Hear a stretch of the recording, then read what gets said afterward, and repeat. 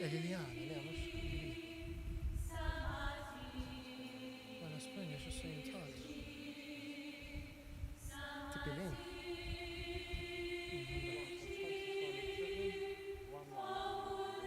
Għalli konna fl-ħirġi. U kelli bżon nivverifika xi ħaġa. Ta' malojr. 2155?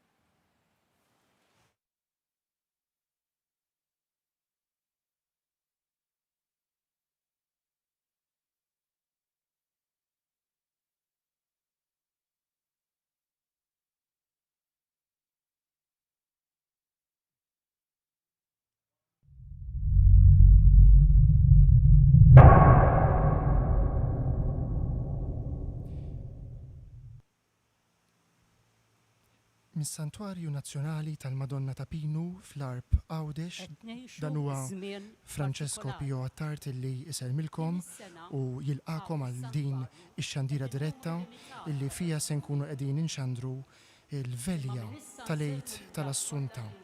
Propju ninsabu fil-jum għażiż tal-festa ta' Santa Marija, patruna speċjali tal-Gżejjer tagħna, illi inqimu b'tant imħabba wozza, mhux biss fil-9 parroċċi illi iżommuha bħala titular tagħhom, imma l-poplu Malti wawċi kollu.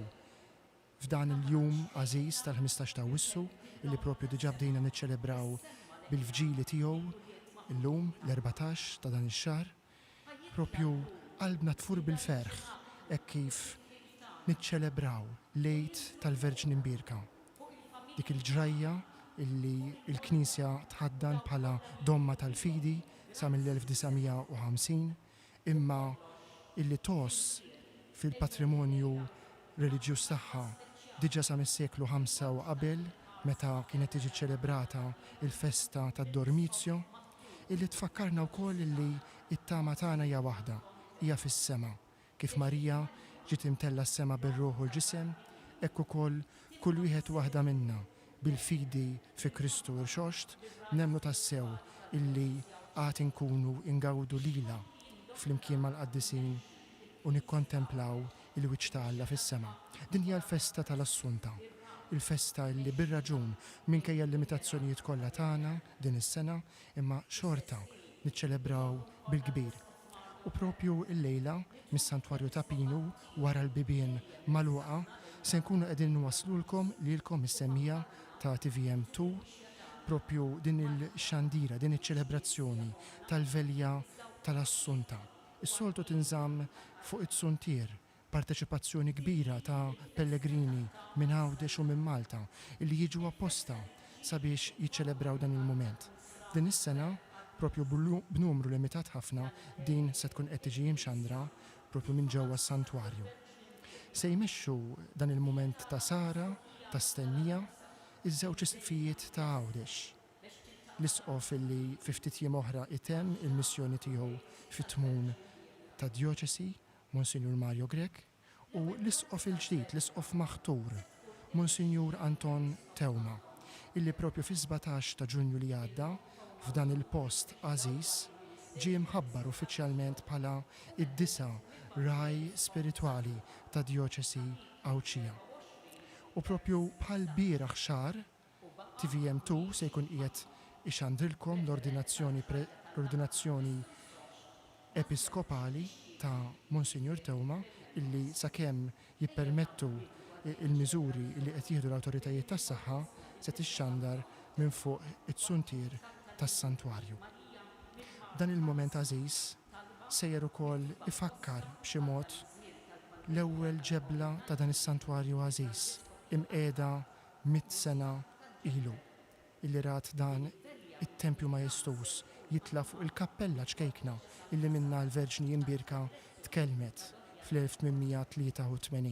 Kappella illi issa ġiet rinnovata u b'xi mod miġjuba għal ġmiel illi kellha qabel l-1990 u kif qed nispjegaw matul din ix-xandira sejrin illum ukoll narawha għall-ewwel darba kif qed tarawha intom diġà fuq l-screens tat-televiżjoni tagħkom.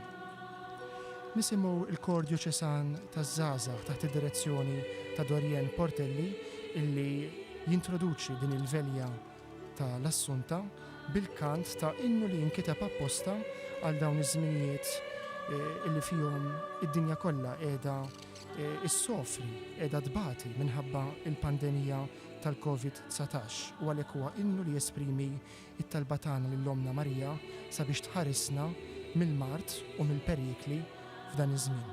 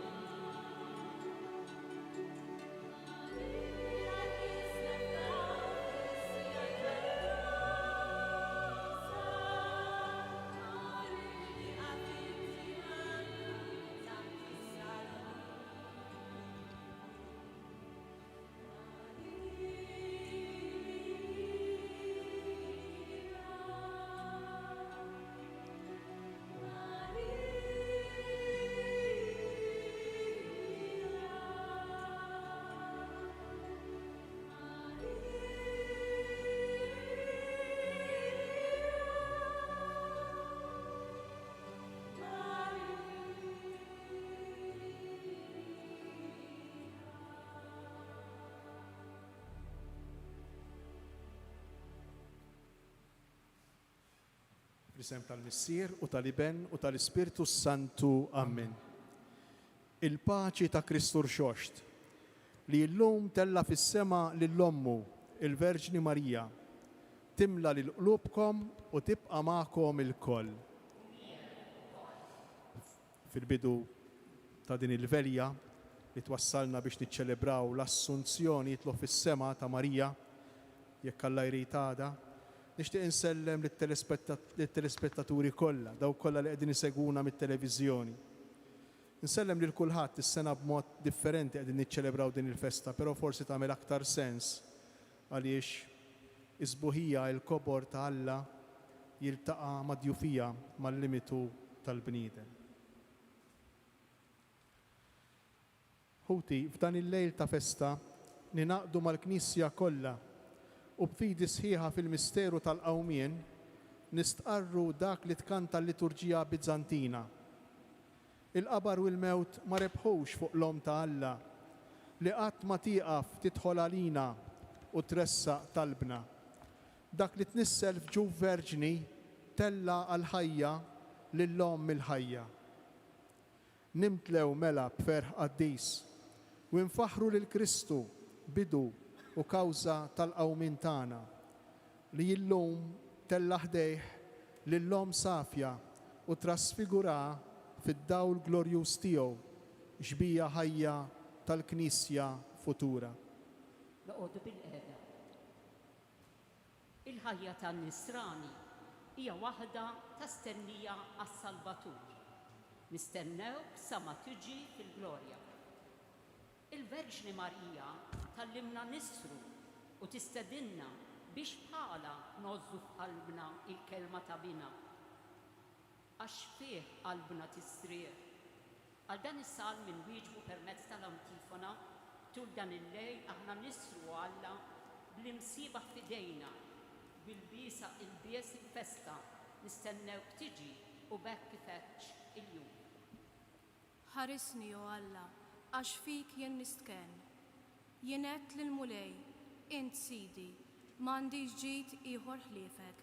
Flimkien tul dan il-lejl aħna nisru u Alla bl-imsiba f'idejna u libsa l-bies nistennew tiġi u bekk kifetx il-jum. Mulej, int is-sem tal-wirt u r-rizq tiegħi, int iżżomm f'idejk xortija. Il-kejl tani art li taxxaq, messni sem tas-sew għal qalbi. Flimkien tul dan il-lejl aħna nisru Alla bl-imsiba f'idejna u libsa l-bies festa nistennew tiġi u bekk ifetx il-jum. Inżomm il-mulej dejjem qudiemi, għax bih flementi qatt ma nitħarrek. Hekk tifraħ qalbi u titenna ruħi u ġismi wkoll jistrieħ fil-kwiet. Tul dan il-lejl aħna nisru u Alla bl-imsiba f'idejna u libsa il-bies festa nistennew tiġi u bekk ifetx il-jum. Għax int ma titlaqnix fl-imwiet, ma tħallix il-maħbub tiegħek jara l-qabar. Int tallimni it-triq tal-ħajja, hemm il-milja tal-ferħ quddiemek, hemm l-għaxqa għal dejjem flemintek.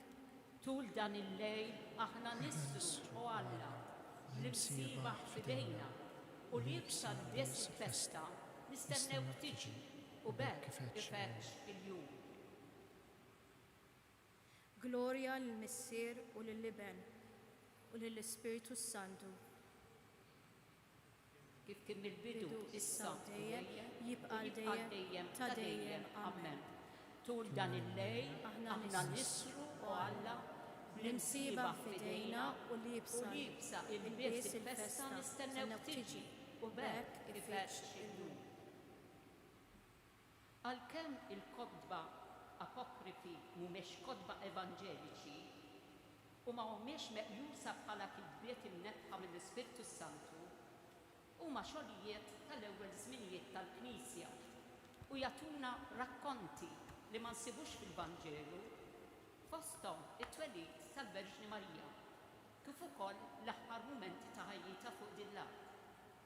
Fir-rakkont li ser nisimgħu insibu l-aħħar innu ta' tifħir tal-Verġni Marija lil Kristu bina. innu li juri is-sentimenti ta' gratitudni ta' Omna Marija lejn is-Salvatur tad-dinja. Mill-kidba apokrifa. Infaħrek għaliex inti tbierek lil kulħadd. Inbierek l-amara glorjuża tiegħek. Imbirkek għaliex inti tagħti id-dawl u ġejt tagħammar f'ġufi. Inbierek l-opri kollha ta' idejk li jobduk f'kollox. Imbirkek għaliex inti tbierek lilna. Inbierek il-kliem ta' fommok, kliem li jagħti l-ħajja u ġie moti lilna. Int kont wetni li meta ħajti tkun waslet fl-aħħar, tiġbor ma' ġenbi l-appostli tiegħek.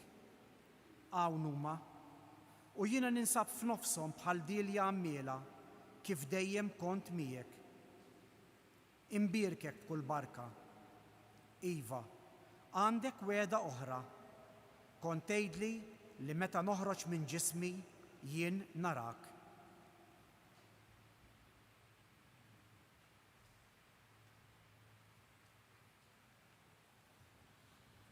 Il-ħajja tiegħek, o Marija, kienet ħajja ta' ratti l-ħajr lill-Alla. Tagħna Marija, bħalek aħna rridu nfaħru lil mulej. Ibqa' jimxi magħna tul it-triq. Urina l-ħwejjeġ kbar li l-mulej jagħmel magħna. Fakkarna fil-ħnina kbira ta' Alla missierna biex narfu imħabtu. Ħatkun minn issa stess ħajjitna innu ta' tifħir lill-Alla sakemm jasal dak il-jum li fih niltaqgħu miegħek fis-sema biex infaħru lill-Alla għal dejjem. Il-Verġni Marija hija ġbija ħajja tal-Knisja. Hija l-arusa fidila lejn il-kelma tal-arus divin. Dan l-innu tal-Knisja Biżantina jistedinna biex nibnu ħajjitna fuq il-kelma ta' Alla. Inwieġbu l-antifona ngħidu flimkien. Tmut inti, o Marija, kif qatt qabar jista' jħaddan fih il-ġisem ta' dik li ġisimha ħaddan lill-kbir Alla? Nos f'qalbi il-kelma tiegħek biex qatt ma noffendik bidnubi. Imbirek inti, o mulej, urini r-rida tiegħek. B'xoftejja not il-ġudizzji ta' fommok, l-għaxqa tiegħi li nimxi fid-digriti tiegħek. Dan u għalija l-aqwa ġid. Il-korijiet tal-anġli jannu in-nijiet lejn il-qabar li fih ġismek jisriet u li għadu jiddi b'dawl divin. Irrid naħseb fuq il-kmandamenti tiegħek. Irrid inħares triqatek. Il-ferħ tiegħi hu li nagħmel ir-rida tiegħek. Ma ninsa qatt kliemek u Alla. Jiena barrani f'din l-art. Ma naħbi qatt il-kmandamenti tiegħek. Xewqti hija li nagħmel ir-rida tiegħek dejjem u f'kull ħin. L-art kollha tqimek u tadurak, o Kristu, u tkanta innu ta' tifħir lill-Ommok li se jaħtilha minn dan l-eżilju għal-dej.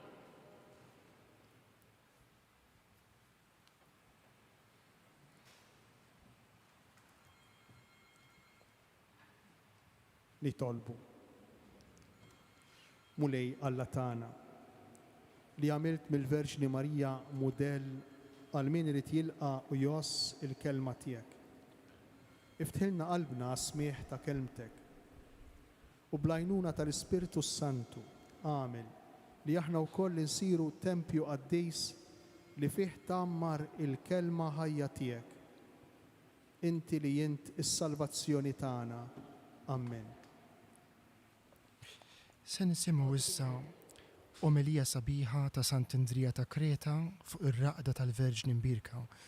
Wirt sabiħ li ħallewna il-Padri. Omilija ta' Sant'Indrija ta' Kreta fuq ir-raqda tal-Verġni Mbirka. Min għandu fidi sħiħa jiġi mingħajr telf ta' żmien.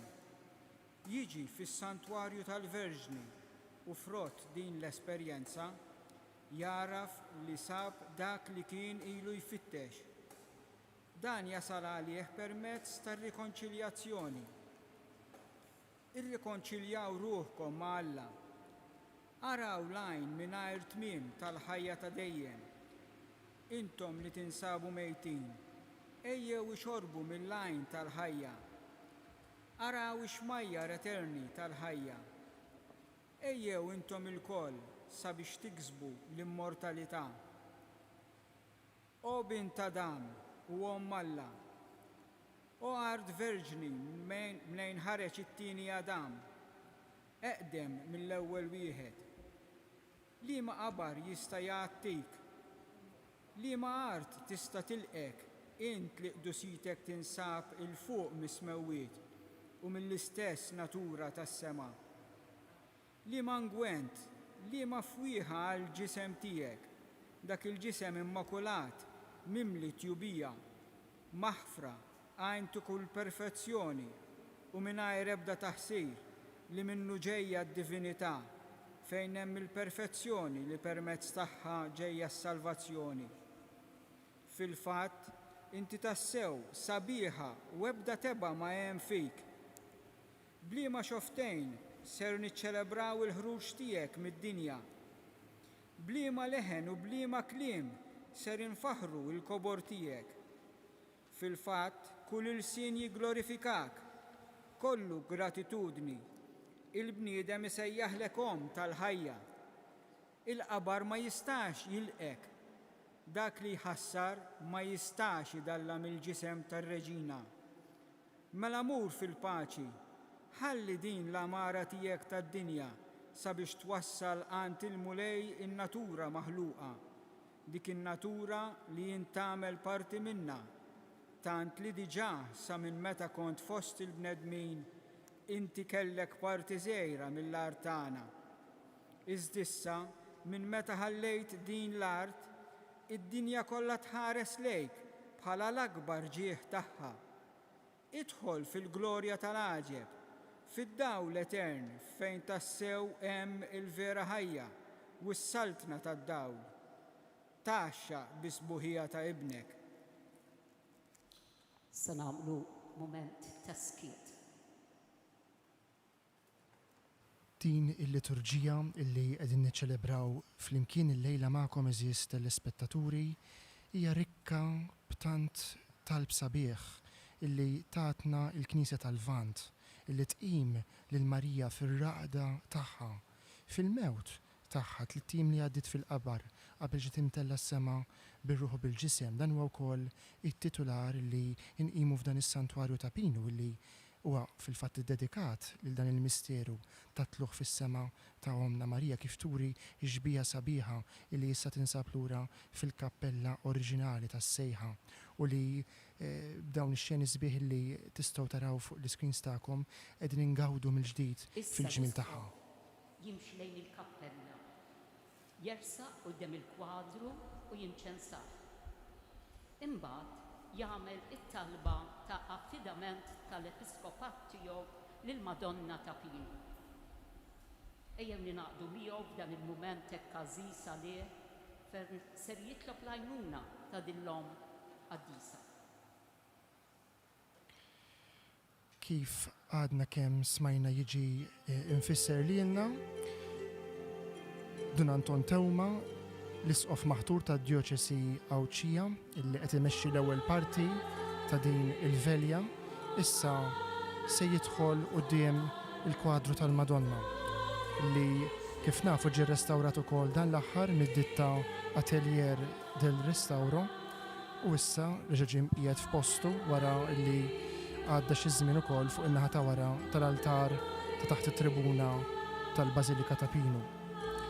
Din il-kappella issa ġiet imżejna b'żewġ anġli sbieħ maħduma fl-irħam minn Carlo Pisi, l-istess artist li ħallilna xogħlijiet sbieħ ħafna f'postijiet oħrajn f'Għawdex, fost l-oħrajn il-monument ta' Kristu Re fi Pjazza Indipendenza, il-pjazza prinċipali ta' Għawdex fil-Belt Victoria.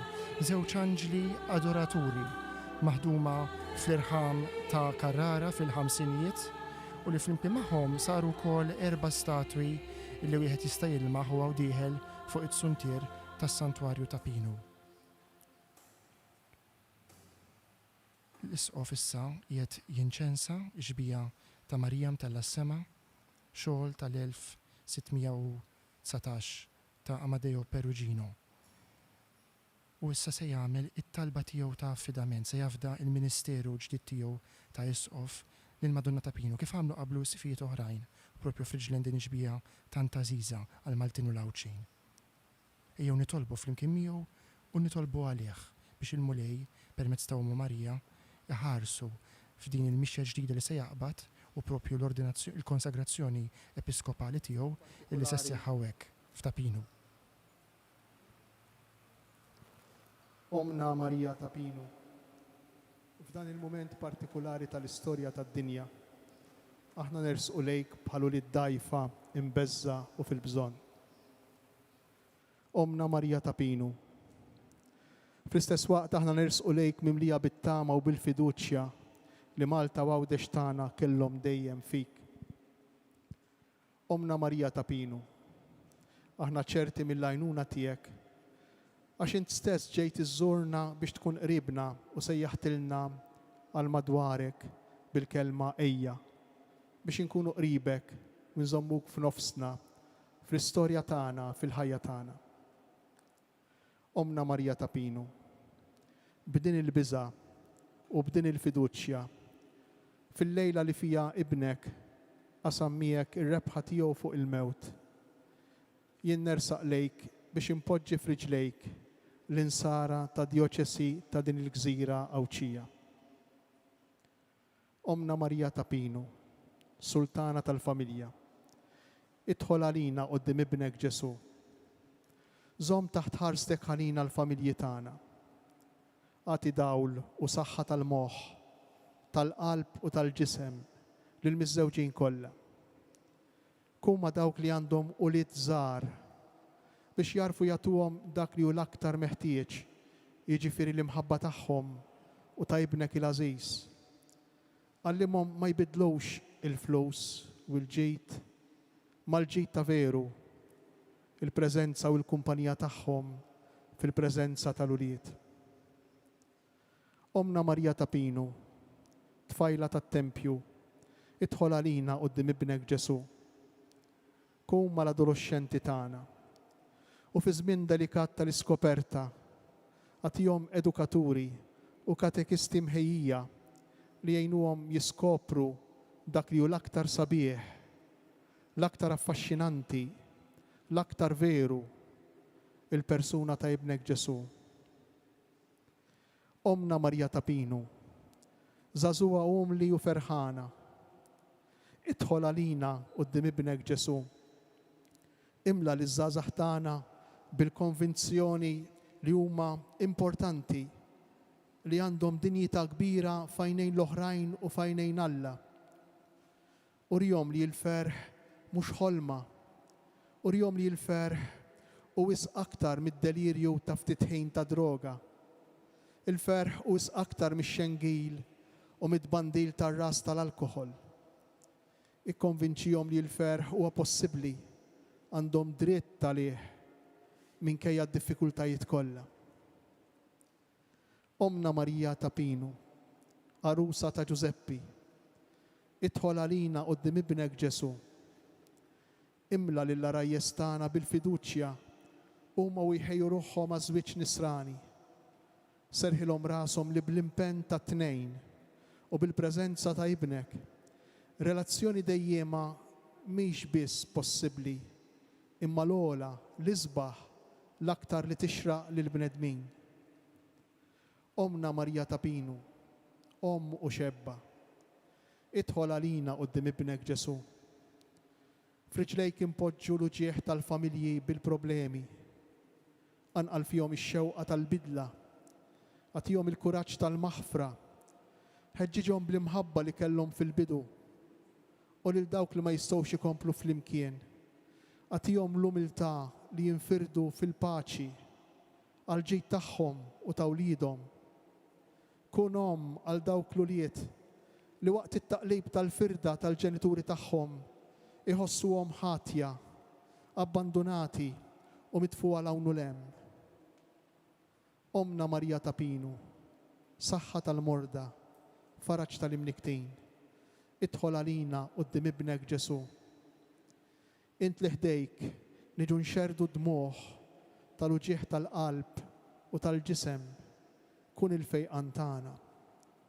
Għati il-fejqan lil ulidek il-morda u l-batuti. Għati l-qawwa tat-tama lil dawk li jibnek sejjaħ biex jinaqdu miegħu fil-misteru tas-salib. ċarrat u kabbar il-qalb ta' dawk li jgħixu magħhom u jduru bihom. Omna Marja ta' Pinu, maħruba fl-Eġittu, idħol għalina qudiem ibnek Ġesu. Kun il-kewba tal-baħar għal dawk li jaħarbu minn pajjiżhom minħabba l-gwerra jew biex ifittxu ġejjieni aħjar għalihom u għal uliedhom. Eħlishom mid-tbatija tat-tortura u mill-mewt tal-għarqa. Iftħilna qalbna biex fil-limiti tal-possibilitajiet tagħna niftħu qalbna b'ġenerużità kbira u nilqgħuhom fostna. Omna Marja ta' Pinu, Om is-saċerdoti, għaddejja tal-kelma, idħol għalina qudiem ibnek Ġesu. Żomm f'qalbek lil dawk li ibnek sejjaħ għalih fil-ministeru saċerdotali, fil-ħajja reliġjuża, fl-istituti sekulari. Imlijhom bl-ispirtu ta' smieħ u tat-telqa għar-rida ta' Alla. Qawwihom fil-mixja tal-vokazzjoni tagħhom u għejnhom iwasslu sa tmiem l-opra qaddisa li Alla beda fihom. Fl-aħħar nett, Omna Marja ta' Pinu, nitolbok tkompli tidħol għalina qudiem ibnek Ġesu u tkompli timla bid-doni tal-fidi, tat-tama u tal-imħabba lill-isqof tagħna Mario, li issa ġie msejjaħ biex jaqdi lill-komunità li temmen fil-qalba tagħha f'kollaborazzjoni mal-Papa Franġisku ġewwa Ruma. Kun miegħu u kompli żejnu bl-erf u bl-ispirtu ta' dixxerniment għal ġid tal-Knisja Universali. Tinsiex ukoll lili bniedem midneb u dajjef. Omna Marja ta' Pinu, nitolbok għatini s-sentimenti tiegħek u ta' ibnek Ġesu biex inkun raj umli u mimli mħabba lejn il-merħla, speċjalment lejn dawk li huma l-aktar fil-bżonn. Amen.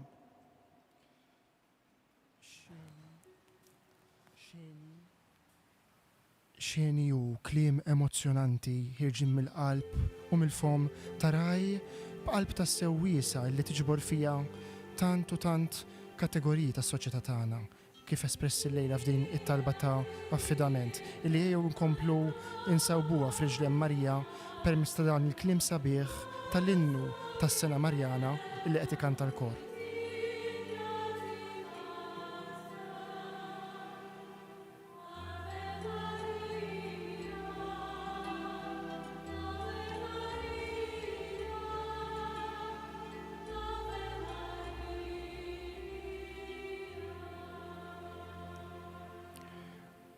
U issa ċelebrant se jagħlaq dan l-ewwel mument tal-velja b'talba konklużiva u billi jingħadu 3 efemerijiet tant tal-qalb il-Madonna ta' Pinu u li talbet biex O ngħidu. Marija, itfaħarstek qaddisa fuq dawn uliedek li jinsabu miġbura biex jiċċelebraw id-daħla qaddisa tiegħek fis-sema. U għalhekk nitolbuk il-qadan it-tifħir tagħna f'ġieħi 3 ijiem li ġismek dam fil-qabar. Slima għalik Marija, bil-grazzja mimlija il-mulej miegħek. Imbirk inti fost in-nisa, imbirek il-frott tal-ġuf tiegħek Ġesu. Qaddisa Marja Umm Alla, itlob għal-jit minn issa u fis-sija tal-mewt tagħna. Amen. Slima għalik Marija, bil-grazzja mimlija l-mulej miegħek. Imbirk inti fost in-nisa, u imbirek il-frott tal-ġuf tiegħek Ġesu. Qaddisa Marja Umm Alla, itlob għalina mid-imbi, issa u fis-sija tal-mewt tagħna. Amen. Slima għalik Marija, bil-grazzja mimlija l-mulej miegħek. Imbirk inti fost in-nisa, u imbirek il-frott tal-ġuf tiegħek Ġesu. Qaddisa Marja Umm Alla, itlob għalina mid-imbi, issa u fis-sija tal-mewt tagħna. Amen. O Marija, li tħalt fid-dinja mingħajr teba, aqlalna l-grazzja li noħorġu minna mingħajr ħtija. Madonna ta' Pinu, Sultana tal-familja, ħarstek fuqna dejjem dejjem żomm. żomm. In-Nisrani jiċċelebra l-Eid billi joqgħod madwar il-mejda Ewkaristika biex jagħmel l-ikla tal-mulej. Ikla li trid tfakkarna fil-mejda tas-sema. Meta l-koll flimkien qatt ninġabru ma' Omna Marija, mal-Anġli u mal-Qaddisin kollha biex nagħtu glorja lit-Trinità Qaddisa. Issa nħejju ruħna sabiex L-insara sa mill-qedem fil-lejl ta' qabel l-akbar festi fil-kalendarju liturġiku tagħhom kienu jagħmlu il-velja, is-sara, dak li tfisser il-kelma velja, jiġifieri wieħed jisar jibqa' maqajjem biex jistenna. Naturalment, il-velji kollha l-ikbar fost il-velji fil-ċelebrazzjoni liturġika tal-Knisja hija dik tal-lejl qaddis tal-Eid. Imma wara dik forsi din hija waħda mill-aktar importanti u li jispikkaw għaliex hija l-istennija flimkien ma' Marija tal-qawmien mill-ġdid tagħha u t-tluħ tagħha fis-sema.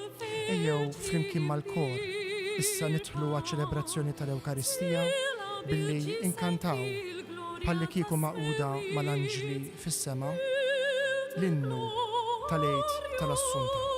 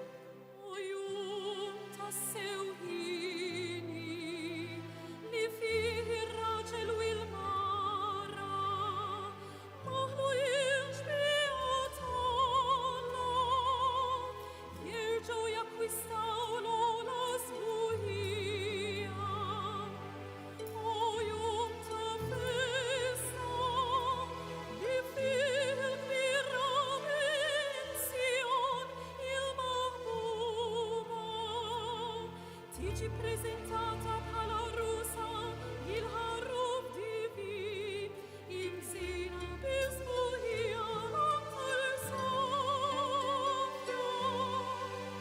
Flimkien.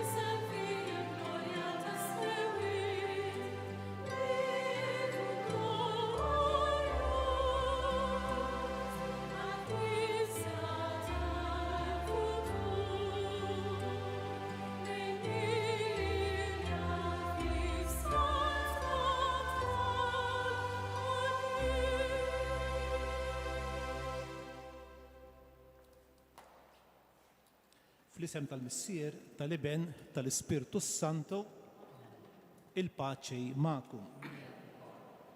Ħuti, f'dan il-lejl, meta l-Knisja diġà daħlet fil-solennità tal-Assunta, aħna qed nagħmlu din il-velja. Aħna l-lejla sejrin nisru. Sara li tixbaħ lil dejk ta' Sibt il-Għid. Meta anke dakinhar il-Knisja saħansitra ma turqodx biex tistenna l-Kristu iqum il-mewt. Dan il-lejl aħna nixtiequ nissieħbu mal-Verġni Mbierka, Kristu, l-om tagħna l-koll, fir-rebħa tagħha fuq il-mewt, fit-tluħ tagħha s-sema bir-ruħ u l-ġisem. Għalhekk ħbib tiegħi nagħmlu l-qalb la darba Marija, l-om tagħna, anzi oħtna il-kbira fil-mixja tagħna tal-fidej. Tieħu sem mir-rebħa ta' Kristu fuq il-mewt, aħna wkoll blajnuna tagħha jirnexxielna nirbħu dak kollu li għandu riħa ta' mewt fil-ħajja tagħna. U fost dawk l-affarijiet li għandhom riħa ta' mewt hemm id-dnub. Id-dnub tiegħi tiegħek, id-dnub tagħna l-kull. U għalhekk ejjew flimkien nitolbu maħfra lil Alla l-imbierik.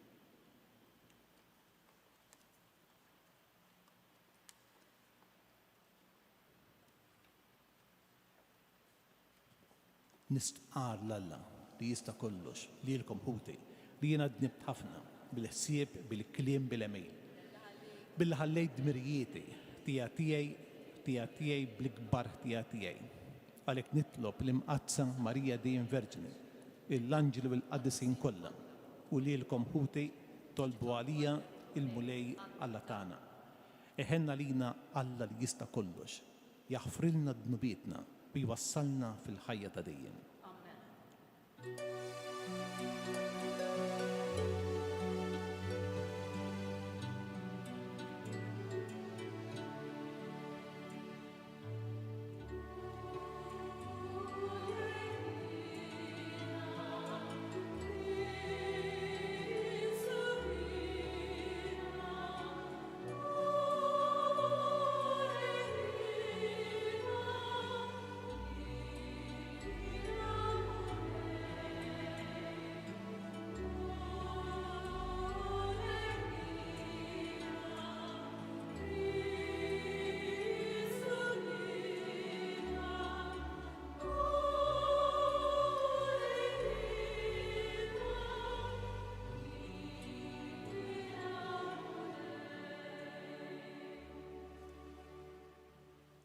Gloria lill-Alla fil-uli ta' smewi.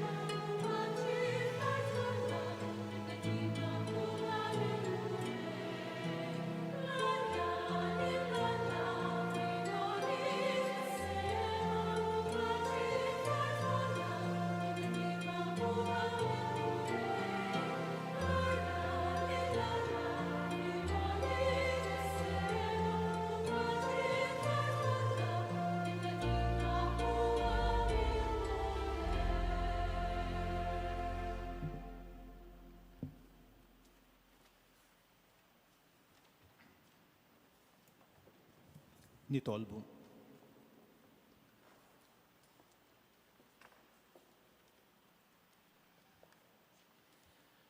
U Alla ta' dejjem li tista' kollox. Inti tellajt fil-glorja tas-sema bir-ruħ u l-ġisem lill-Verġini bla teba Marija, Ommi bnek. Għamil li ħsibijietna ikunu dejjem fil-ħwejjeġ tas-sema biex jistħoq ilna sem magħha fil-glorja li tajta. Bibnek Ġesu Kristus Sidna li hu Alla li miegħek jgħix wisaltan flimkien mal-Ispirtu Santu għal dejjem ta' dejjem. Amen.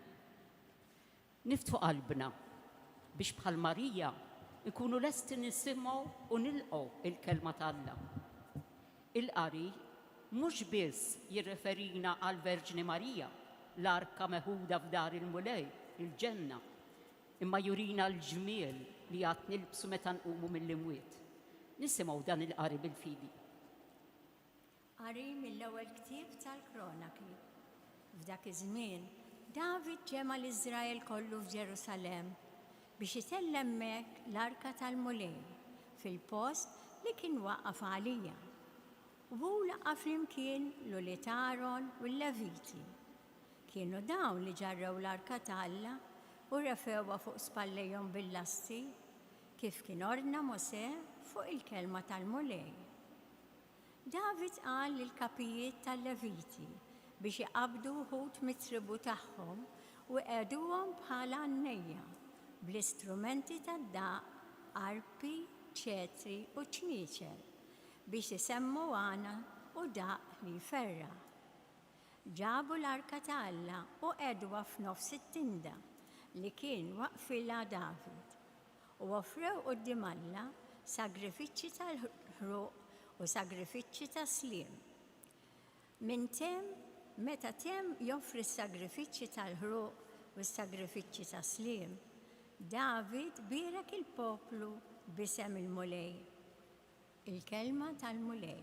Inroddu ħajr lill-Alla. Inwieġbu għal dan il-qari billi flimkien ma' salmista inkantaw ir-ritornell bi kliem il-Verġini Marija.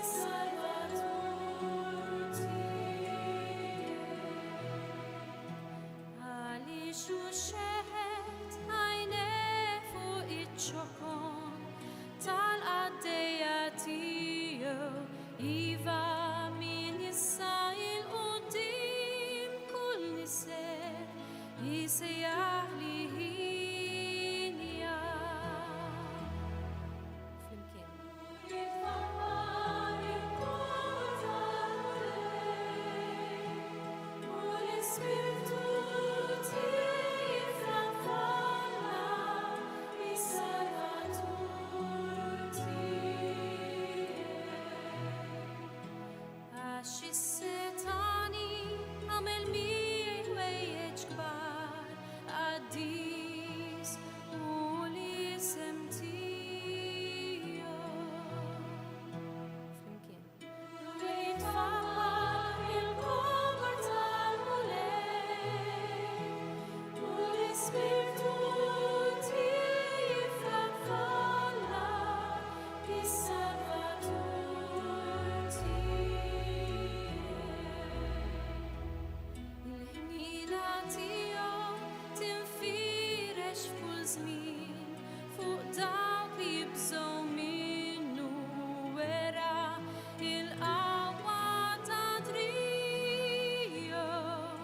xerret lil dawk imkabra f'qalbhom.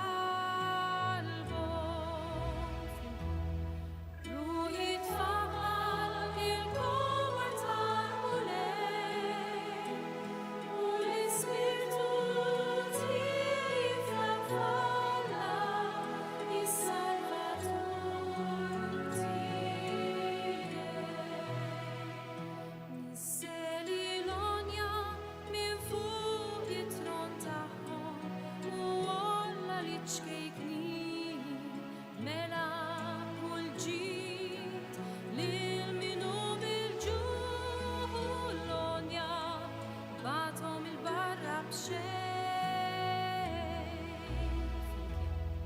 Ruħi tfaħħal il-kowar tal-mulej u l-Ispirtu tifla f'alla is-Salvatur tiegħek.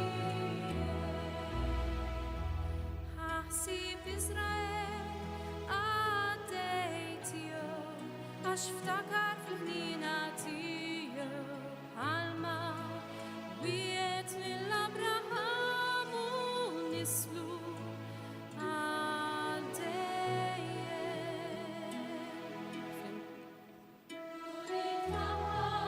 il-kowar tal-mulej u l-Ispirtu tifla f'alla is-Salvatur tiegħek.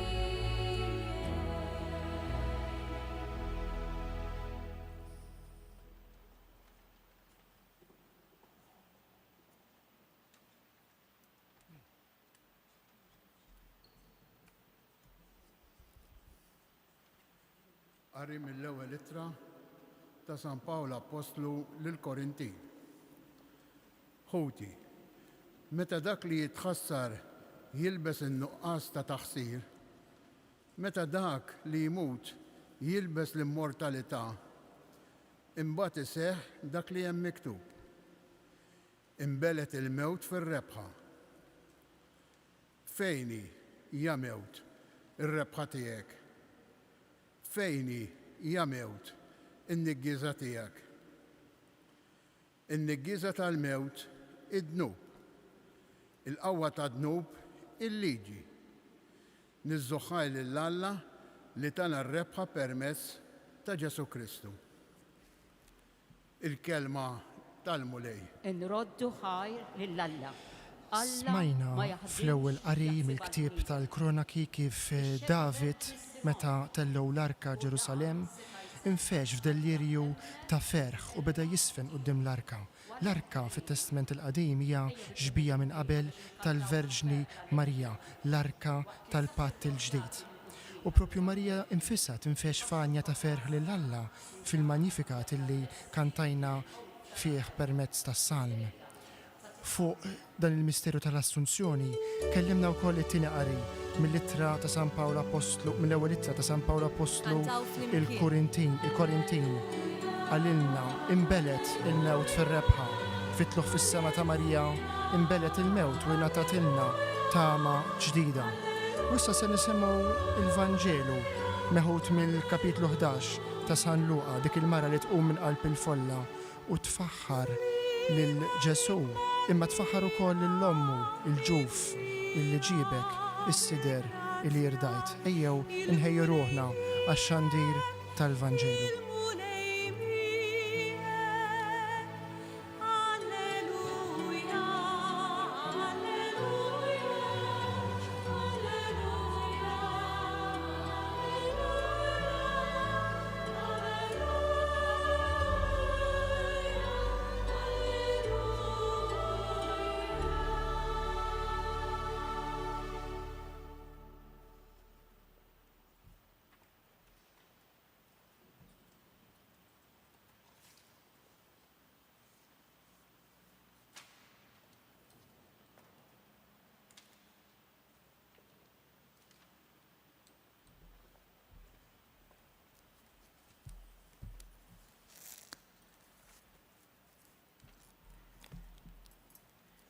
Il-mulej ma'kom. Qari mill-Evanġelju skont San Luqa.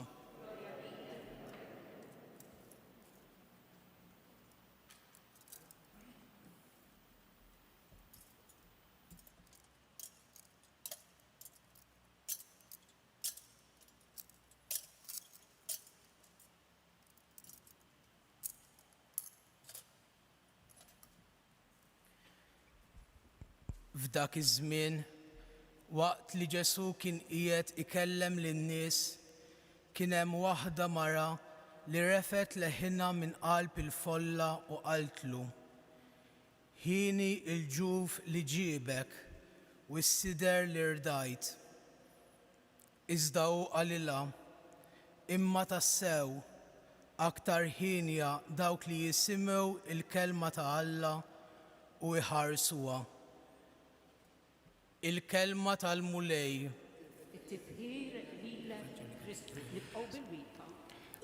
Vanġelu qasir imma espressiv ħafna fejn Ġesu isejjaħ ħinja lil dawk li jisimgħu il-kelma tal-Alla u min iktar minn Ommu Marija ħares din il-kelma.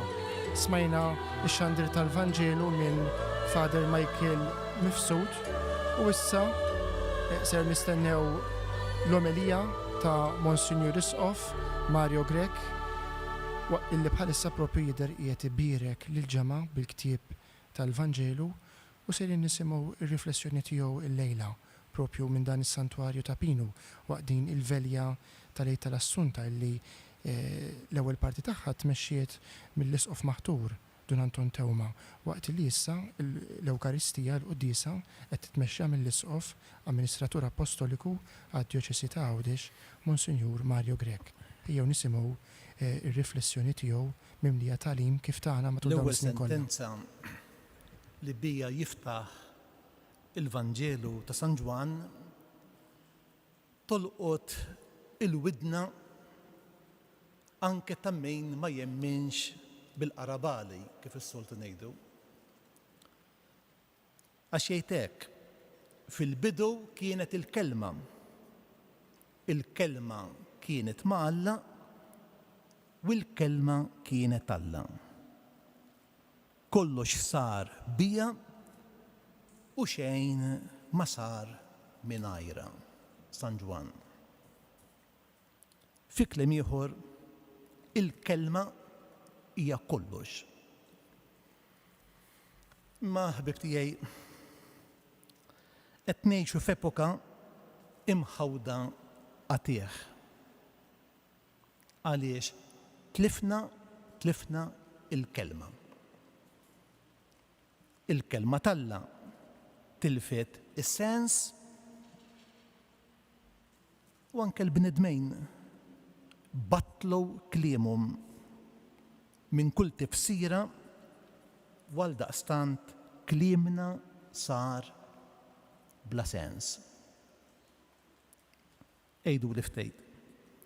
Xibqa fih il-bniedem meta jarmi taħt riġleħ kliemu. Neħħilu il-kelma u jista' jmur jindifin. Ma nistgħux inkunu fi kriżi aktar wera għaliex meta l-bniedem jitlef il-kelma ikun tilef kull sens ta' limitu, kull sens ta' drittijiet, ta' dmirijiet, saħansitra kull sens ta' dinjità. Għax meta l-kelma tiddajjef, ma tibqax ċara, preċiża, u ssir fluida, jiddajfu ħafna affarijiet oħra. Pereżempju nibdew nitħawdew minnu l-bniedem. X'valur għandha l-ħajja?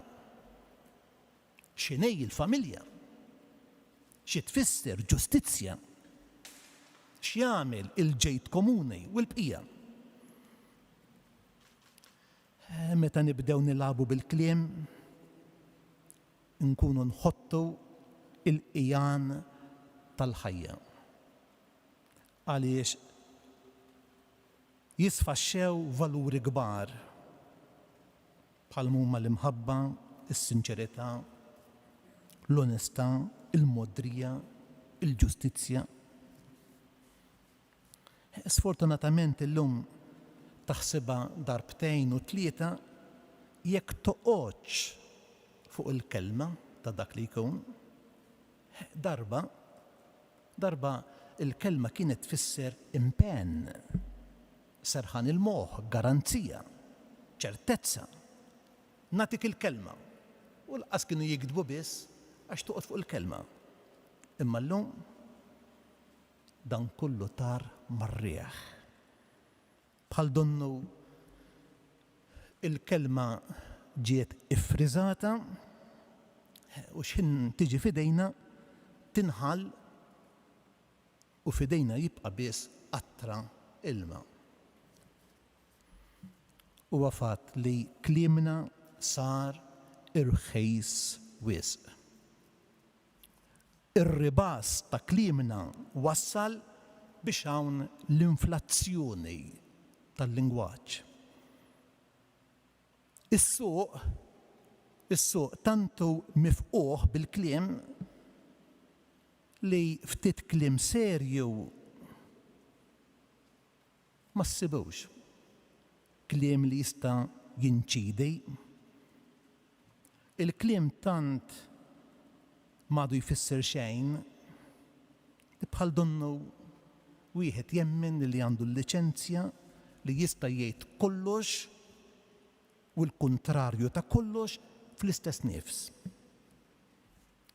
Il-medja soċjali tgħin f'dan il-proċess ta' degradazzjoni tal-kelma. Għaliex tat lok biex il-bniedem ivenvin mhux biss dak li jissejjaħ fake news, imma wkoll kliem baxx u xjen, kliem ta' tajjejr, kalunjej, kliem aggressiv, violenti.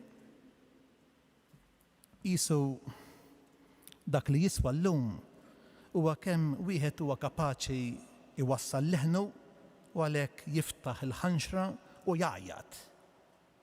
Jgħajjar. Basta jferi.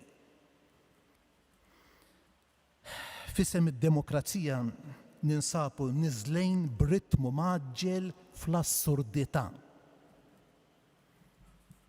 U f'dan il-qafas li jikxef kemm il-bniedem sar ma jafx jinqeda bil-kelma, wieħed ħassib Taljan riċentament qal li l-bniedem ta' żmienna tilef il-memorja semantika.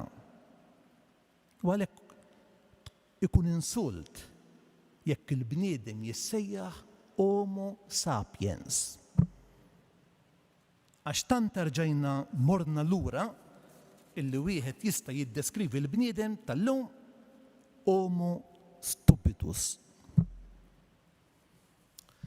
Ħbib tiegħi llum sfortunatament il-gidba saret parti mill-ordni tal-ġurnata.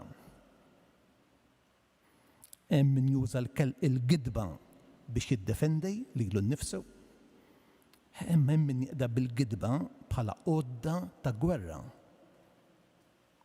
Isa il-gidba saret parti minn strateġija meta rridu nkissru lil xi ħadd jew lil xi ħud. Meta ma naqbilx ma' xi ħadd jew ma' xi għażla li tkun saret, allura nipprova naħtaf il-moħħ ta' ħaddieħor bil-gidba. Il-bniedem jaf li l-qerq huwa arma qawwija li tmermer u tħassar individwi, familji, gruppi u soċjetà. Barra minn hekk mhux daqshekk rari li l-istess giddieb jispiċċa jemmen il-gidba tiegħu innifsu. Ħbib tiegħi dan id-dnub jeżisti kullimkien, anke fil-Knisja. Mhux ta' bxejn, is-soċjetà tal-lum hija deskritta bħala dik li bl-Ingliżi sejħula post-truth society. Li fil-kliem ta' l-Oxford Dictionaries din is-soċjetà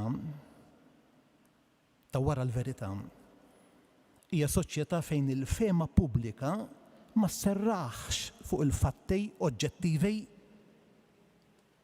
imma sserraħ fuq l-emotions, fuq dak li l-bniedem jimmaġina li huwa fattwali. U f'din il-kultura, allura il-verità saret ta' importanza sekundarja jekk mhux addirittura tilfet ir-relevanza tagħha. Dan l-aħħar ġie ppubblikat ktieb Post-Truth fejn l-awtur jgħid li l-gidba hija għamla ta' kif wieħed jaħkem u jinfluwenza il-ħsieb tal-oħrajn. Għal-giddieb mhux importanti li jitwemmen imma li jkollu l-wiċċ li ma jgħidx il-verità. Għal xejn wieħed jipprova jġib il-provi u x-xhieda dokumentata xjentifika għaliex it-tendenza hi li wieħed jaċċetta bħala fatt dak li jrid jisma'. Dak li jaqbel mal-mentalità, mal-valuri, mal-preġudizzji li hu jkollu f'qalbu. U jiġi jaqgħu jqum jekk dak li qed jgħid jew li qed iwassal għandux fundament jew le.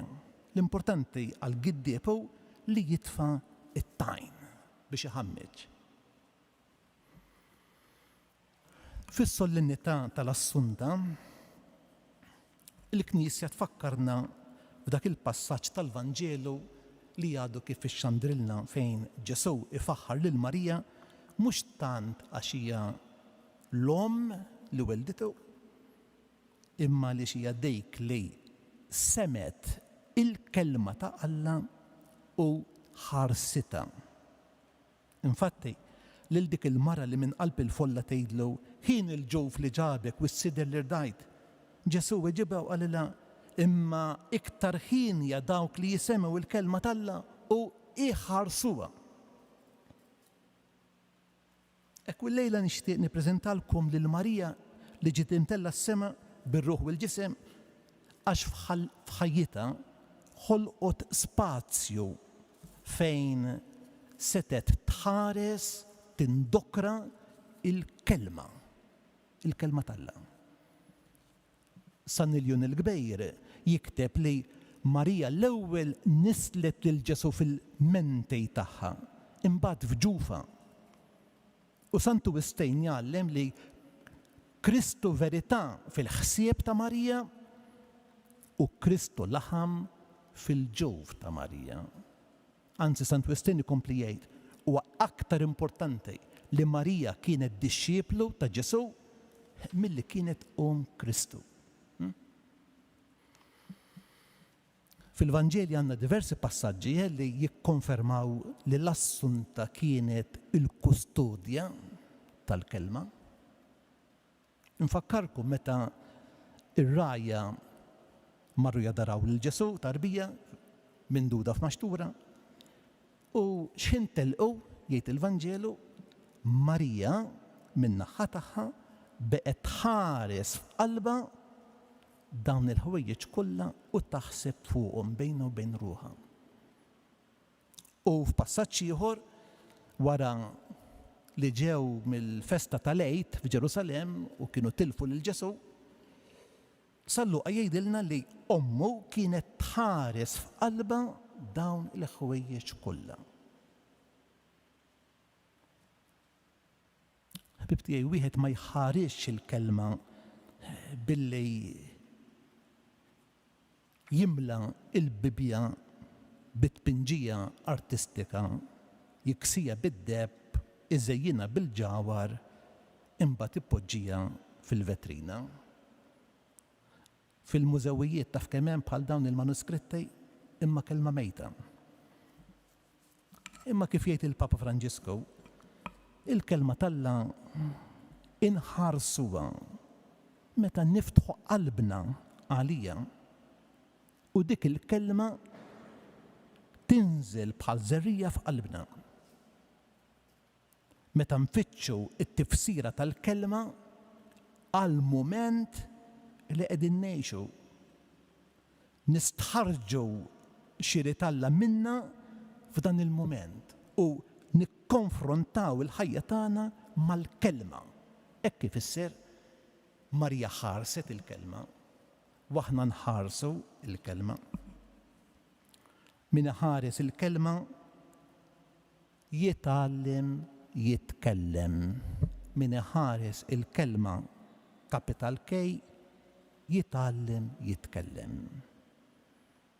Il-bniedem jitgħallem jitkellem bis-sens biss skont kemm għandu fih jew skont kemm għandu l-ħila iħares il-kelma ta' Alla. Dan naraw f'Marija. Hemm passaġġ sabiħ fl-enċiklika Alla huwa mħabba tal-Papa Benedetto fejn jgħid hekk ara. Għax kienet dieħla u ħierġa fil-kelma, Marija saret titkellem u taħseb bil-kelma Alla. Il-kelma Alla issir il-kelma tagħha. U l-kelma tagħha toħroġ mill-kelma ta' Alla. Barra dan jidher li ħsibijietha jixbħu l-ħsibijiet ta' Alla. Ir-rieda tagħha hija ħaġa waħda mar-rieda ta' Alla. Taraw xi fisser il-mara li tħares il-kelma. Marija ġiet assunta fis-sema għax jom Kristu, imma wkoll għax kienet il-ħarriesa tal-kelma tal-Alla. It-tluħ tagħha fis-sema bir-ruħ u l-ġisem jikkonferma mhux biss li il-kelma ta' Ġesu ta' min joqgħod fuqha, imma jikkonferma wkoll li min iħares il-kelma ta' Alla qudiemu m'għandux il-baħħ imma għandu l-eternità. Għalhekk f'din il-kultura ta' kliem vojt li jiffumenta biss inċertezza u suspetti. Aktar u aktar fi żmien drammatiku bħal tagħna, immarkat ukoll bi kriżi ekonomika u soċjali. Lejt ta' Kristu u lejt tal-Assunta qed jagħtuna messaġġ li l-kelma tal-Alla ħbib tiegħi hija l-uniku kriterju ermeneutiku ta' żmien u tal-istorja. L-uniku kriterju biex aħna nistgħu nifhmu iż-żmien u l-istorja. U l-kliem tagħna l-bnedmejn jibda jagħmel sens jekk bħalma ġara fil-każ tal-Assunta inħalluh jittieħed mill-kelma tal-Alla. Min jagħmilha mal-kelma tal-Alla huwa sinċier, ma jikdibx, ma joħloqx stejjer, ma jgħawwiċ il-verità, ma jitħakx bħaddieħor, ma joffendejx, ma jnissilx inċertezzi. Imdakrejn bil-kelma tal-Alla ħbib tiegħi nistgħu nibnu soċjetà aktar fraterna u solidali. Hija l-kelma tal-Alla li tigwidana biex nibnu iċ-ċiviltà tal-imħabba. Għalhekk, f'dan il-lejl qaddejs, nitolbu lill-Assunta tenna nintebħu kemm huwa importanti illi mhux biss ikollna dik li sejħula l-intelligenza intellettiva, il-moħħ, imma neħtieġu l-intelligenza tal-qalb. Dik li tiddistingwi lill-bniedem. U Alla biss jaf jimla il-qalb tal-bnedmejn. ikun infaħħar Ġesu Kristu.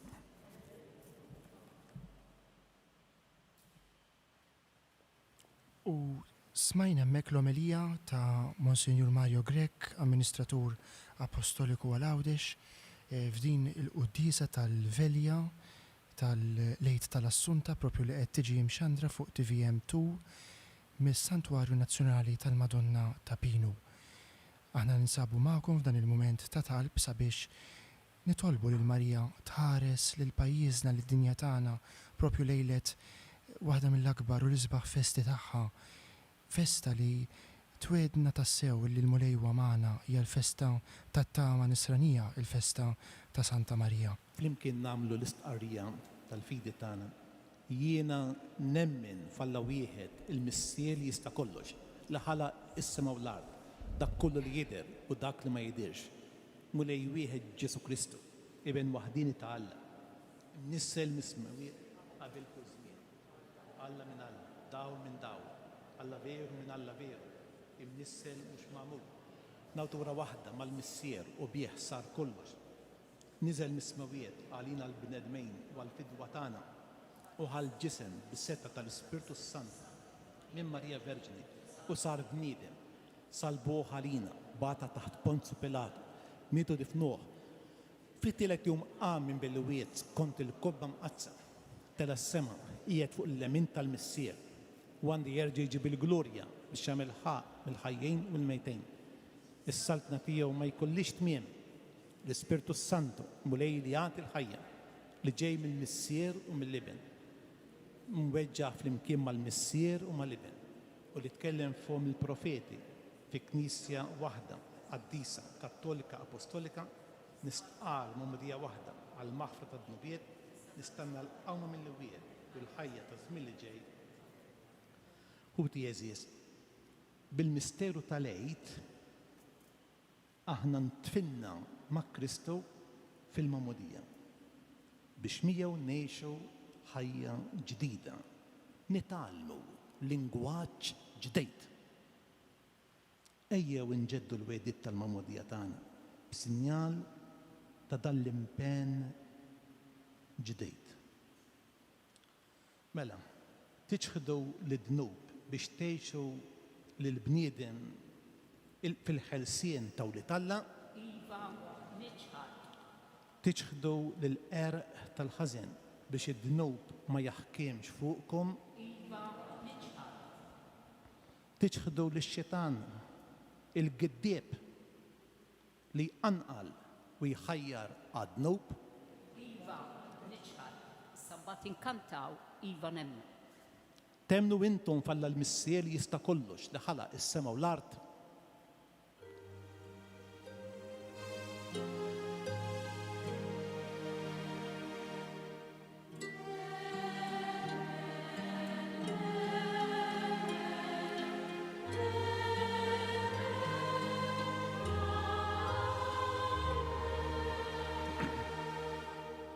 Temnu f'Ġesu Kristu, ibnu l-waħdin Sidna, li twielet minn Marija Verġnej, bata mietu difnuh, qam minn bil-wiet u qiegħed fil-lemin tal-missier.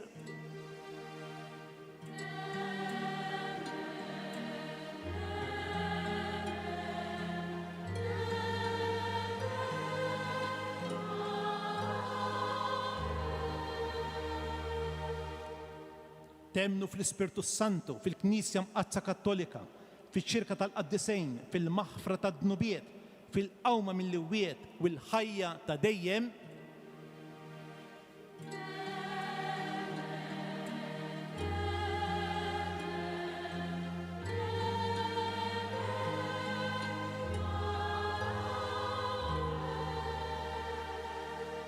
U Alla li jista' kollox missier Sidna Ġesu Kristu li nissilna mill-ġdejд bl-ilma u l-Ispirtu Santu u tagħna wkoll il-maħfra ta' dnubietna iħarisna bil-grazzja tiegħu f'Ġesu Kristu Sidna għal ħajja ta' dejjem. Amen.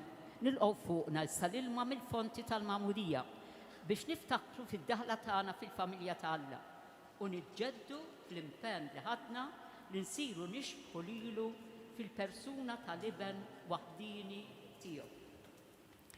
Ekku, wara li flimkien ma' Monsignor Isqof ġeddidna il-wedit tal-mamudija tagħna, ċħadna x-xitan u kull ħażen. Issa l-Isqof qiegħed irox l-ilma imbirek li ifakkarna fil-mamudija tagħna fuq il-ġemgħa ċkejkna preżenti hawnhekk fis-santwarju ta' Pinu. Niftakru li Marija hija lina anki mudell ta' ħajja tajba, ta' ħajja ta' virtujiet.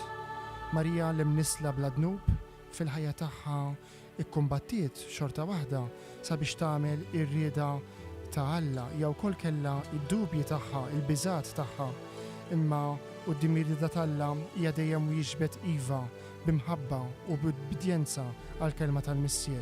Ejjew inżommuha bħala xempju ta' ħajja nisranija. Illum il-Verġini Marija ġiet imtella is-sema rebbieħa ma' Kristu għal dejjem, fiduċja kbira fl-imħabba tal-Missier.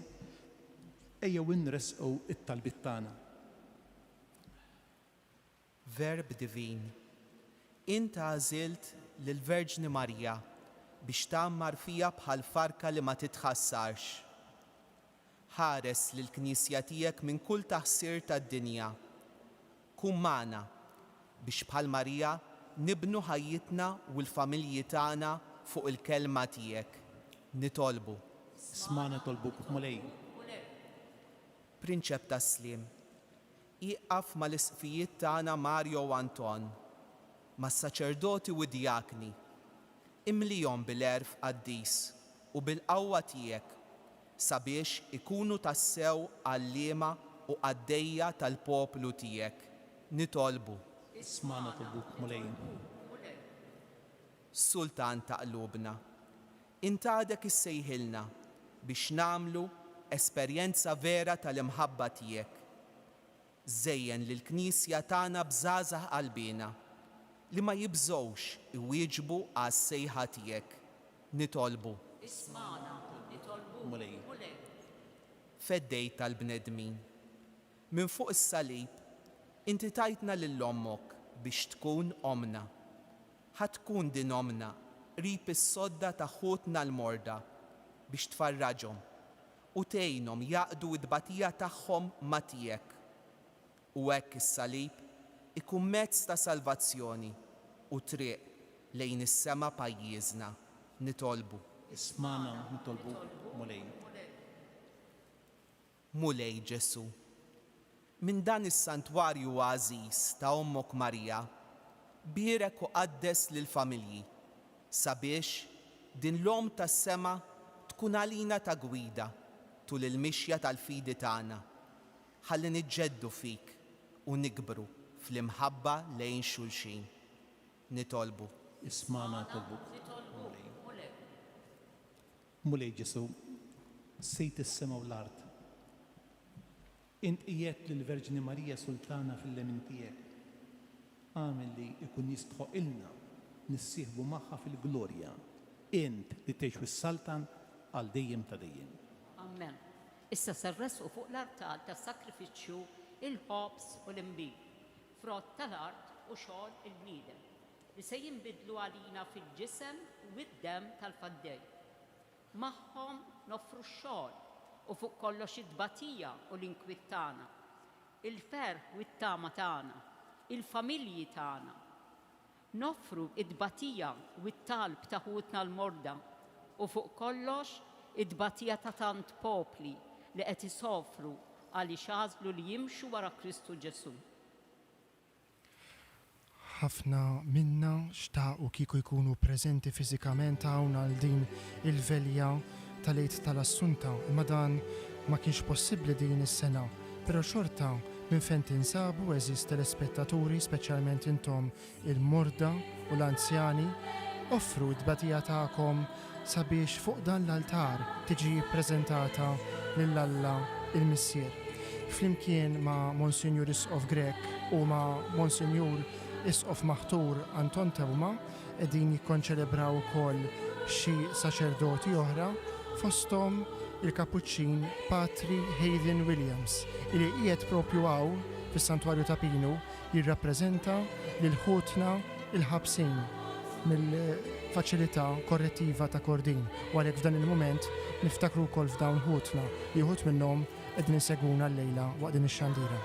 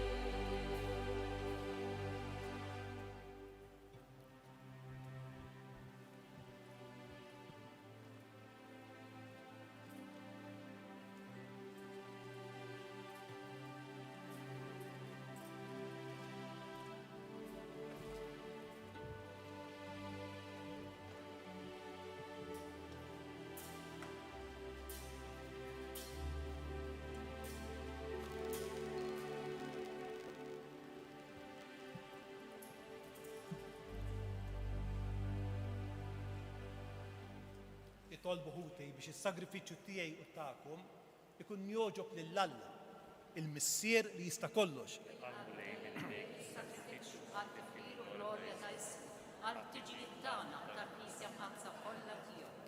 Ilqamu lej is-sagrifiċċju ta' tpattija u tifħir li ser nofrulek fil-festa solenni tal-lom qaddisa ta' Alla imtella fis-sema. Atina bih il-maħfra ta' dnubietna wagħmel li rroddulek ħajr għal dejjem bi Kristu Sidna. Il-mulej magħkom. Nerfew qlubna l fuq. Niżu ħajr lill-mulej Alla tagħna.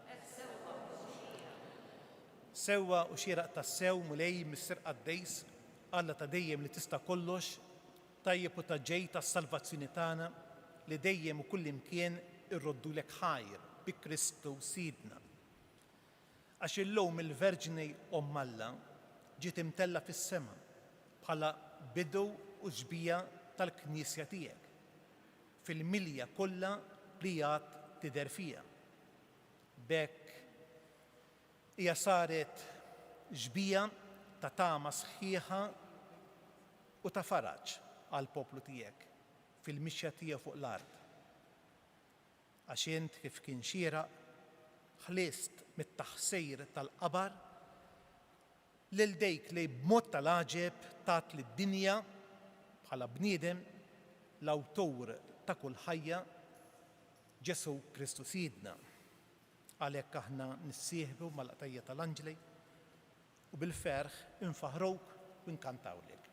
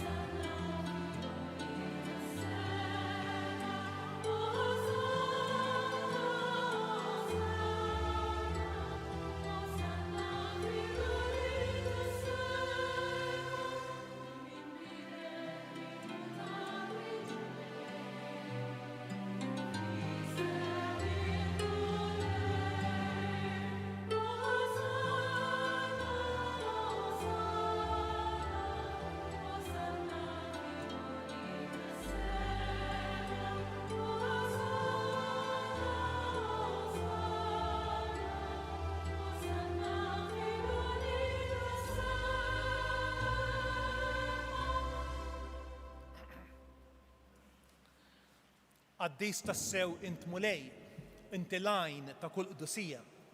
Qaddis għalhekk nitolbuk dal-offerti bil-barka tal-Ispirtu tiegħek biex isiru għalina il-ġisem u d-dem ta' Sidna Ġesu Kristu li meta kien sejjer jingħata biex minn rajh ibati ħal ħobs rat il-ħajr qasam ta' lid-dixxipli tiegħu u qal ħudu u kulu il-kol minn dan għax dan huwa ġismi li jingħata għalikom.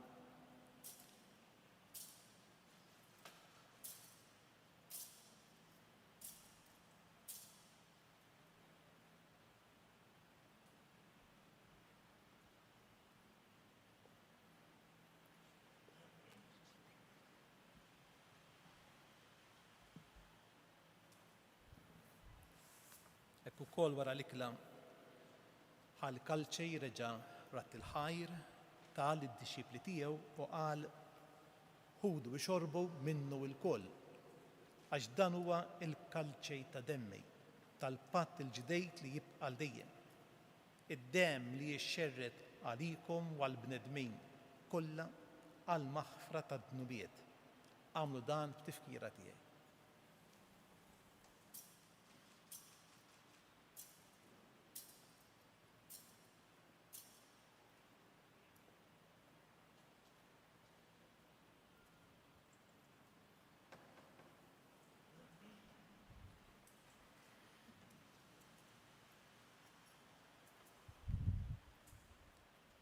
Dan hu l-misteru tal-fidi.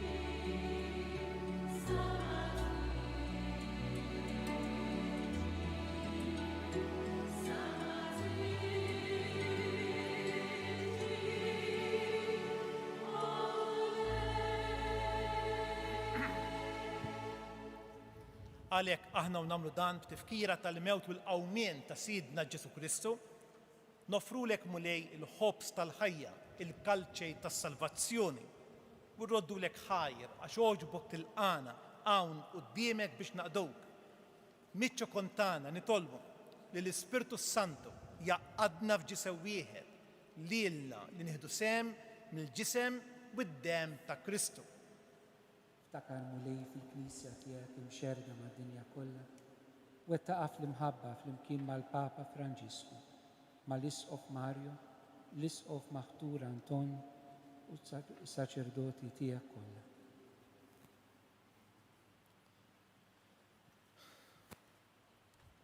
Ftakar kol futna li raqdu bit-tama tal-qawmien. Ftakar fil-mejtin kollha. Daħħalhom quddiemek fid-dawl tas-sebħ tiegħek. Ħenna lina l-koll nitolbuk, għati lilna wkoll il-wirt tal-ħajja ta' dejjem flimkien mal-Verġni Mqazza Omma Marija, ir-raġel tagħha San Ġusepp, l-Apostli, il-Qaddisin kollha li għexu fil-ħbiberija tiegħek sa mill-bidu tad-dinja. Għamel li magħhom infaħruk u nsebħuk b'Ġesu Kristu ibnek. Bi Kristu ma' Kristu fi Kristu jingħata lilek Alla missier li tista' kollox flimkien mal-Ispirtu Santu kull ġieħu glorja għal dejjem ta' dejjem. Ejjew nitolbu bit-talba li għallimna il-mulej Ġesu.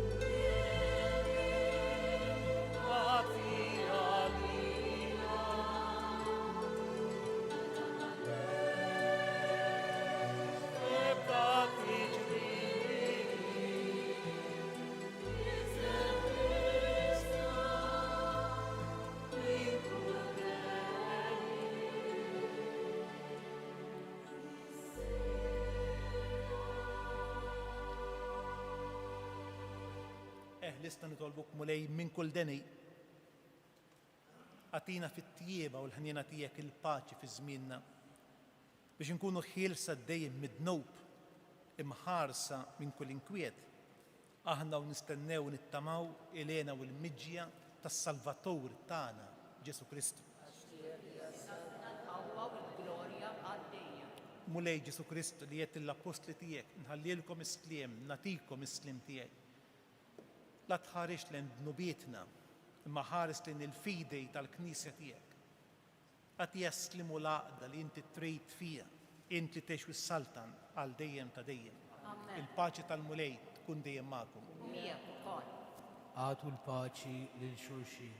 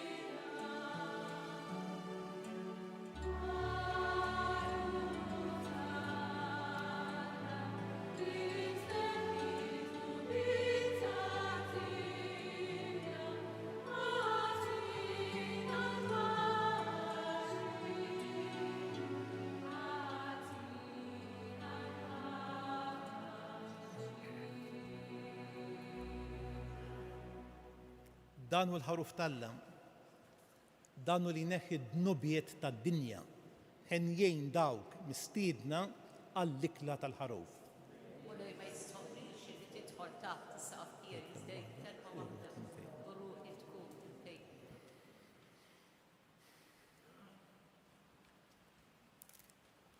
Jum ta' festa illi fih il-kbira bint Sion il-maħbuba tiġi preżentata bħala arusa lil ħaruf imżejna biżbuħija l-aktar safja. Xi kliem sabiħ meħud mill-innu tal-għid tal-Assunta li kantajna ftit ilu. Funzjoni ġdida tal-bniedem. Dik definittiva, jiġifieri għal dejjem. Ġesu qalilna li min jikol ġismu u jixrob demmu ikollu l-ħajja ta' dejjem u hu iqajmu mill-imwiet. Ġesu jżomma l-kelma tiegħu u diġà qed isir dan il-proċess. Ejjew nilqgħu lil Ġesu bil-ferħ, nozzu f'qalbna u rroddulu ħajr, għax is-setan qed jagħmel magħna ħwejjeġ kbar. Nitolbukom biex tibqgħu f'postkom sakemm is-saċerdot jiġi qrib tagħkom. U bil-klim f'qalbna ta' dak l-innu li kwotajna ftit tal-ħinilu qabel smajna dik l-introduzzjoni għal dan il-moment ta' tqarbin, ejjew tassew nistħajlu u nemnu li il-Verġni Alla Marija li llum il-Knisja tikkontempla fil-misteru ta' tluħ fis-sema glorjuż tagħha li hawnhekk inqimu b'tant għoża fis-Santwarju ta' Pinu tinsab madwar l-altar f'dan il-moment. Hija wkoll preżenti għal din l-Ewkaristija. U jew nitolbuha biex tkun li tressaqna għand bina Ġesu f'din it-qarbina spiritwali li nistedinkom sabiex nagħmlu fil-qalb tagħna nuru x-xewqa lil Mulej Ġesu illi nħossu qrib tagħna u li jiġi wkoll sabiex ikun parti mill-ħajja tagħna.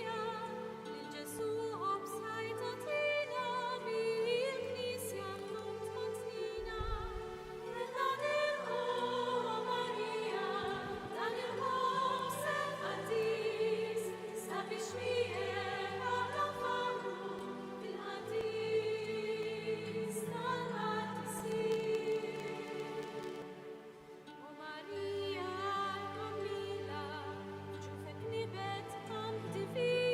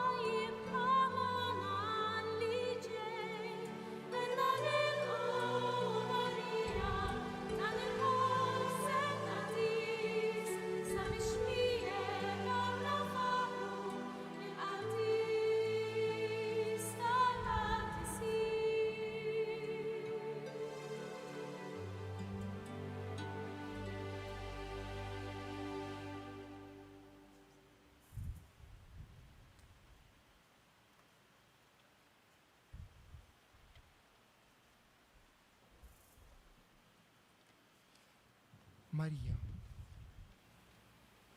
Il-Mara Ewkaristika. Marija dik li ipparteċipat flimkien mal-ewwel Knisja, mal-Knisja tal-bidu fl-Ewkaristija. Ejjew nitolbu issa flimkien ma' Monsignor Risqof it-talba fit-tmiem din il-quddisa tal-Velja tal-Assunta. Li ħadna sehem il-mejda tas-sema. Nitolbuk mulej Alla tagħna biex għat-tjieba kbira tiegħek neħilsu minn kull deni li jeddidna aħna li nagħtu ġieħ lill-lom qaddisa ta' Alla imtella fis-sema bi Kristu Sidna. Amen. Issa fit-tmiem din il-velja l-isfijiet jitilħu dejn il-Madonna ta' Pinu u flimkien magħhom inselmu lill-Omna Marija bil-kant ta' Salve Regina. Kif se taraw fuq l-screens tagħkom propju issa l-isfijiet l-isqof Monsignor Mario Grek u l-isqof Anton Tewma se jimxu għal-ġol kappella. Ma nieħdu l-ewwel il-barka tal-aħħar. L-għajnuna tagħna fisem il-mulej. Li jagħmel is-sema u l-ard. Bl-interċessjoni tal-om tagħna imtella s-sema bir-ruħ u l-ġisem iberikkum Alla li jista' kollox, il-Missier, l-Iben u l-Ispirtu Santu. Amen.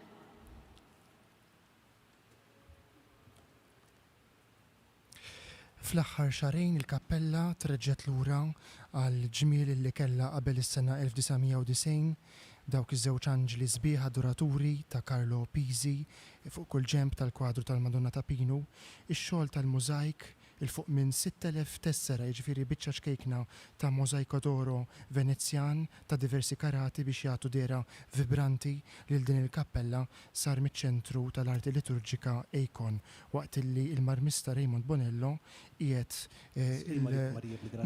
l-irħam li naraw madwar il-Madonna. Fost in-nisa imbierek il-frott tal-ġuftijek Ġesu. Issa u fis-sija tal-mewtan. Slima lik Marija bil-grazzi mimlija s-Sinjur miegħek, imbierka inti fost in-nisa imbierek il-frott tal-ġuftijek Ġesu. Qaddisa Marija Omm Alla, itlob għalina mid-imbi, issa u fis-sija tal-mewtana. Amen. Slima lik Marija bil-grazzi mimlija s-Sinjur miegħek, imbierka inti fost in-nisa imbierek il-frott tal-ġuftijek Ġesu. Qaddisa Marija Omm Alla, itlob għalina mid-imbi, issa u fis-sija tal-mewtana. Amen. Salve Regino.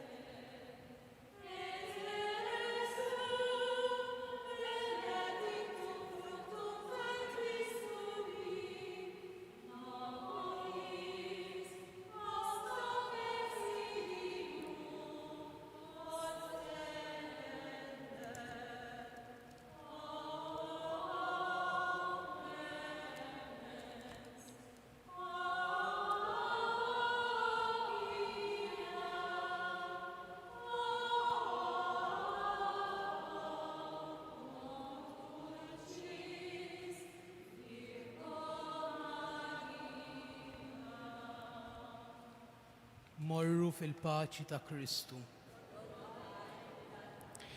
Smajna hemmhekk il-kant ta' Salve Regina, antifona medjevali Marjana illi il-Knisja tkanta b'tant imħabba lill-Omna Marija. U propju il-kant tal-aħħar, il-kant li se nisimgħu issa, se jerjalaq din iċ-ċelebrazzjoni b'tassew innu ta' tifħir lill-Omna Marija illi il-Knisja tan-Nila inti jittota pulkra, kollok kemm int sabiħa. L-isfijiet issa se jħallu il-kappella sabiex jimxu lura lejn is-sagristija propju u hekk jingħalaq dan il-moment sabiħ tas-sara, tal-velja, tal-għid tal-Assunta. Aħna wkoll qegħdin noqorbu allura lejn it-tmiem ta' din iċ-ċelebrazzjoni, ċelebrazzjoni li fija mal-Knisja kollha stennejna u nifirħu issa bitluħ fis-sema ta' Omna Marija. Fuq barra tas-santwarju fix-xema tqiegħed disin sabiħ tan-Nome di Marija flimkien ma' żewġ fjorati maħduma mill-melħ biż-żewġ stemmi tal-isfijiet tagħna, l-isqof Mario Grek u l-isqof Anton Tewma. Fil-fatt l-istemma tal-isqof il-ġdid ġiet imnedija propju il-bieraħ. Dawn id-disinni inħadmu mill-membri tal-grupp Infjoraturi Arp li għandu l-fuq minn 20 membru li jagħmel parti mill-grupp Espressjonarti Arp Malta. B'ringrazzjament speċjali wkoll is-sapport tal-Ministeru għal-Għawdex u se tkunu tistgħu tgawdu dawn ix-xjeni sbieħ propju ftit tal-momenti oħra fl-eluq ta' din iċ-ċelebrazzjoni. Jiena min-naħa tiegħi nixtieq nirringrazzja lil CVC Media illi mingħajr naturalment il-ħidma kollha tagħhom din ix-xandira ma kienx tkun possibbli. Nirringrazzjaw ukoll il-kor illi anima din iċ-ċelebrazzjoni u ma jistax jonqos illi fit-tmiem dan din ix-xandira nawguraw minn qalbna l-festa tajba lilkom il-koll eżiż telespettaturi. Il-festa ta' Marija Mtella s-Sema hija festa tant għażiża għall-poplu tagħna. Imma b'mod partikolari insellmu lil dawk kollha illi iġibu l-isem sabiħ ta' Marija. U għalhekk fit-tmiem din ix-xandira lil Omna Marija minn qalbna ngħidula kollok kemm int sabiħa. Insellmulkom.